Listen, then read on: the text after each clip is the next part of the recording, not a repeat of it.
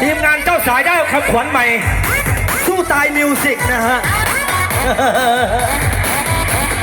ส่วนทีมงานเจ้าบ่าวได้คำขวัญ LD Music นะฮะเจ้าสาวไม่เมาไม่เป็นไรเดี๋ยวเราพาเจ้าบ่าวไปร้านน้อยที่แถวสี่แยกได้นะฮะ150,000ฮะมันยากเลย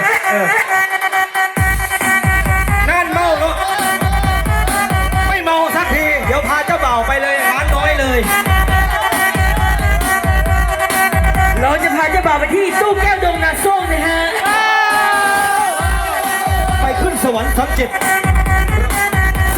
นะฮะณขุมนรกนะขุมนรกดีเจต้องทดสอบก่อนว่าผ่านไม่ผ่านนะครับ